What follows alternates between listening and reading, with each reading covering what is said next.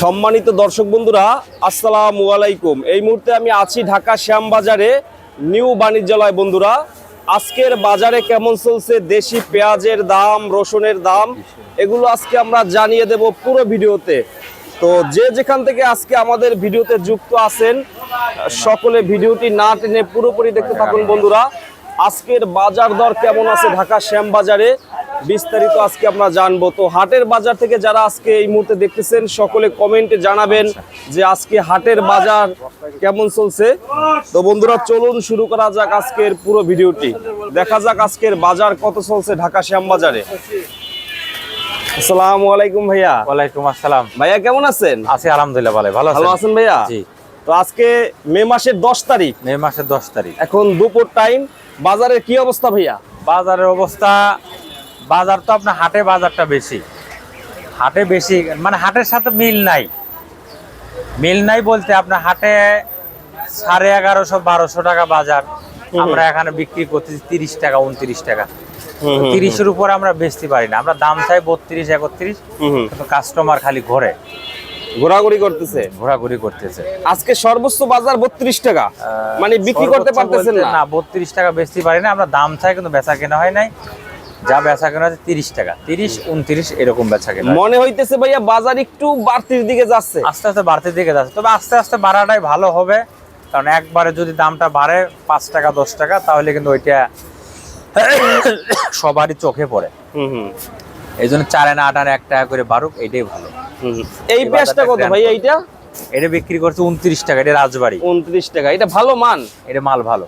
আসিকটা বের করেন তো ভাইয়া, এটা কত করে? এটা আজকে এটা বিক্রি করছি 29 টাকা। এটা কোথার পেঁয়াজ? এটা আপনার রাজবাড়ির পেঁয়াজ। এটা 29 টাকা। 29 টাকা। আচ্ছা আচ্ছা, এটা 29 টাকা। এটা ভালো চলতেছে? হ্যাঁ, এটা মাল খারাপ না, মাল ভালোই চলতেছে। আচ্ছা, তো ভাইয়া এখন বাজার বাড়তির দিকে, কোরবানি ঈদের বাকি আর 18 থেকে 19 দিন, তো এর ভিতর কি বেচা কিনা সামনে আর একটু ভালো হবে আশা করি, সামনে ভালো হবে? জি, কারণ সামনে কোরবানির রেট, এখন তো আপনার রসুন, পেঁয়াজ, আদা এগুলো তো বেচা কিনা বেশি হবে। এইটা একটু বেশি চলে, এই কোরবানি ঈদের সময় তো বেশি চলবে। দেখা যাচ্ছে যে মশলা আইটেম তো আপনার তরকারি খাইতে লাগলে তো লাগবেই। তো এখন রাখি ব্যবসায়ীরা কি মোটামুটি লাভবান হবে? লাভবান এখন যদি রাখতে পারে তাহলে আপনার লাভবান হবে।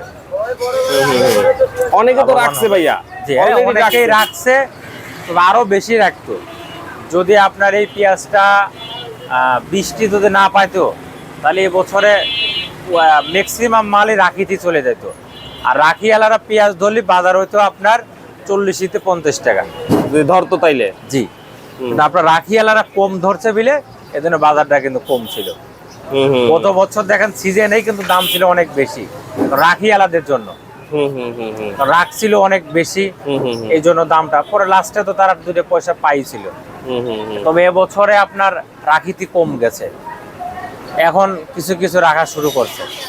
এখন পচা নষ্ট পেঁয়াজ গুলো তো বাজারে নাই না, এখন ভালো পেঁয়াজ গুলো আসতেছে। এখন নষ্ট পেঁয়াজটা খুবই কম, অনেকটা নষ্ট পেঁয়াজ কমে গেছে, অনেক কমছে।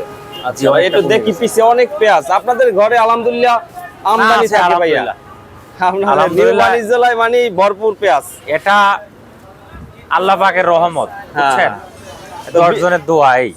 অনেক বড় তো, বিশাল বড় ভাইয়া, তাই না? আমার ভাইয়া এইগুলা, এই যে বস্তা ভরা, এইগুলা যাবে কোথায় পেঁয়াজ? এটা ভিতরে কি পেঁয়াজ? বরিশাল যাবে। আবারও বরিশাল যাবে? বরিশাল, এত বরিশাল যায়? বস্তাটা কি, হ্যাঁ, এটা নেট থাকে তো, লঞ্চে নামায় উঠায়, বস্তা ফাটিয়ে গেলে পারে 2 কেজি 5 কেজি শর্ট হয়ে যায়। এইটার ভিতরে কি ভাইয়া? এইটার ভিতরে এই যে পেঁয়াজ রাখছেন বস্তায়?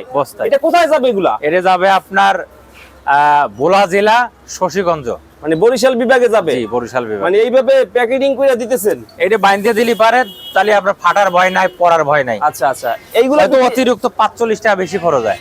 এইটা বিক্রি করছেন কত একটু ভাইয়া? এটা বিক্রি করছে আপনার 30 টাকা। এইটা 30 টাকা বিক্রি করছেন? 30 টাকা বেচছি। এটা বরিশাল ভোলাতে যাবে? বরিশাল ভোলা। আচ্ছা, লঞ্চ উঠবে সন্ধ্যায়?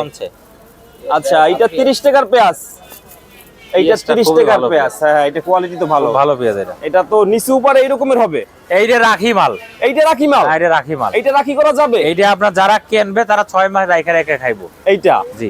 আচ্ছা, এখন একটু চাপ বাড়ছে, কারণ দাম বাড়তেছে তো, অনেকে নিতেছে।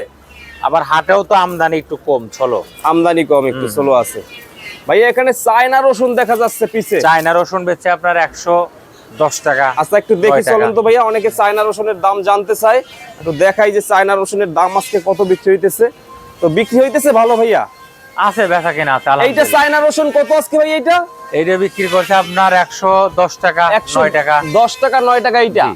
আচ্ছা আচ্ছা, এটা বস্তায় 20 কেজি থাকে? 20 কেজি থাকে। 20 কেজি থাকে বস্তায়। 20 কেজি থাকে। তো ভাইয়া দাম কি একটু বাড়বে পেঁয়াজের আরো? পেঁয়াজের দাম আস্তে আস্তে একটু বাড়বে, একটু বাড়তে দিকে যাবে। এখন তো 2-1 টাকা বাড়ছে, 2-1 টাকা এরকম করে আস্তে আস্তে আস্তে আস্তে বাড়বে। হালকা বাড়বে এরকম। জি, জি। আচ্ছা, তো অনেক পেঁয়াজ দেখতেছি আজকে ভাইয়া, তো বিক্রি কেমন করছেন আছে আজকে? আলহামদুলিল্লাহ, বেচা কিনাও আছে, আল্লাহ পাক করাচ্ছে। হ্যাঁ, হ্যাঁ। 10 জনের দোয়াই করতেছি।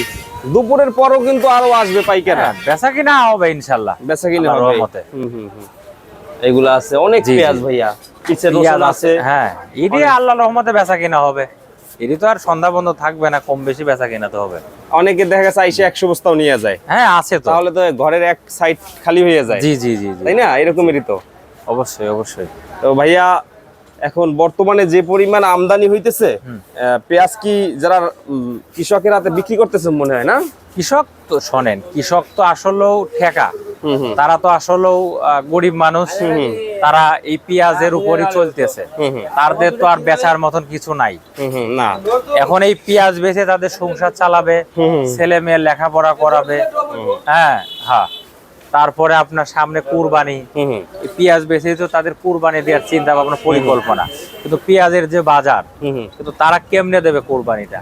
আসলে দেওয়ার মতন তাদের ক্যাপাসিটি কিন্তু এক নাই। গাড়ি পেঁয়াজ দিয়ে নাকি বললেন ওইদিন একটা গরু কিনতে কষ্ট হয়ে তাই যাবে। তো হবে, তার এক গাড়ি পেঁয়াজের দাম 2-2.5 লাখ টাকা।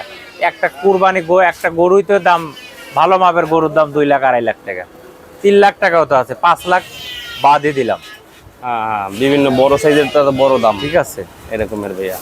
তবে বাজারটা একটু বাড়া উচিত, কারণ এই পেঁয়াজের বাজার 40-50 টাকা বাজার থাকা উচিত, তাহলে কৃষক মোটামুটি বাঁচতে পারবে। এটা কৃষকরাই বলে? এটা কৃষকরাই বলে। অনেকেই বলে যে ভাই যদি আমাদের 40 টাকা 45 টাকা 50 টাকা বাজার থাকে তাই আমাদের এনাফ। আসলে তো তাদের আপনার এই পেঁয়াজটা উৎপাদন করতে খরচ আছে না, এই পেঁয়াজটা উৎপাদন করতে আপনার 34-35 টাকা খরচ আছে। এই পেঁয়াজটা তারা চাঙে উঠাইতে, মাল নষ্ট গেছে, পচা পড়ছে, চাঙেতে নাম আছে, সেইটাও একটা খরচ আছে না। এই যে সময় খরচ পড়তে 35 টাকা, এই সময় কাঁচার সিজনে, এখন তো আরো 10 টাকা খরচ বেশি হবে, আরো ঘাটতি নষ্ট, আরো ঘাটতি হবে, নষ্ট হবে। তারা তাদের তো দুটো পয়সা পাওয়ার দরকার আছে না? তো তারা দুটো পয়সা যদি না পায়, তাহলে আপনার পেঁয়াজ উৎপাদন করবে, লাগাবে? না না, উৎপাদন করবে না, লাগাবে না।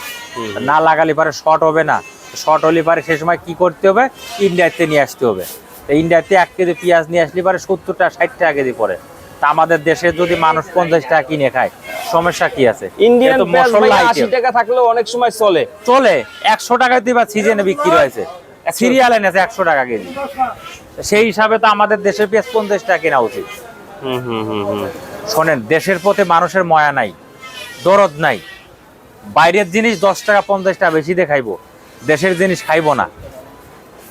ওই যে মানুষ পল্লী এলাকায় একটা কথা বলে না, যে নিজের গরু পালানের ঘাস কিন্তু খায় না, অন্য জায়গার গরু এসে কিন্তু খায়। ঠিক আছে, এইরকম আমরা মানুষ হলোকে আমরা আসলেও মানুষের দরদ কিন্তু বুঝি না। কৃষকের দরদ আপনারা বুঝেন, যারা কিনে খান। দেশের পণ্য খাবেন, দেশের টাকা দেশে থাকবে, বাইরের জিনিসটা কম খাবেন। কারণ ওই যে ইন্ডিয়ান পেঁয়াজ যদি দাম বেশি হতো তাহলে ভরপুর খাইতো, বুঝছেন?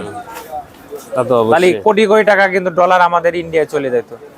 এখন আমাদের দেশের টাকা দেশে থাকতে, দেশ উন্নত হচ্ছে, পাবলিক উন্নত হচ্ছে, কৃষক বাঁচতেছে, দেশেরটা দেশেই থাক, সরকারও এতে সাফল্য হচ্ছে। যাক, সরকারের কাছে বলি ভবিষ্যতে যেন বাইরের কোনো পেঁয়াজ আমদানি না করে, আমাদের দেশের কৃষক বাঁচুক। হ্যাঁ, কৃষকের দিকে আপনি একটু খেয়াল রাখেন, যাতে কৃষক তাদের ন্যায্য দামটা পায়। কৃষক ন্যায্য দাম চায়, আর কোনো কিছু চায় না। তাদের কীটনাশক সার এইগুলো যেন তারা ন্যায্য দামে পায়, কৃষকের জন্য কে না ঠকায়, এদিকে একটু খেয়াল রাখতে হবে সরকারকে। সরকার যেন কৃষকের পক্ষে থাকে, কৃষকের পক্ষে যেন কথা বলে। কৃষক কি চায়? তাদের ন্যায্য দামটা চায়, তারা কিন্তু আর কিছু চায় না। না না, সরকারের জন্য দোয়া করি, সরকার যেন ভালো মাথা ভালো মতন চালাইতে পারে দেশ এবং কৃষকের জন্য যেন দোয়া করে, কৃষকরা সরকারের জন্য দোয়া করবে। ঠিক আছে কৃষক যেন সরকার যেন কৃষকের পক্ষে থাকে, তো ভাই এর ফোন যাতে তাদের জন্য যাতে সরকার কোনো কিছু করতে পারে, দেখাইতে পারে যে না আমি কৃষকের জন্য করছি। তবে ইনশাল্লাহ করবে, এটা আমরা আশা করি। কেবল তো শুরু, অনেক সময় বাকি, আরো সময় বাকি আছে, 6 মাস 1 বছর যাক, অবশ্যই করবে। সব কিছু সিস্টেম মতন চালাবে আল্লাহর রহমতে।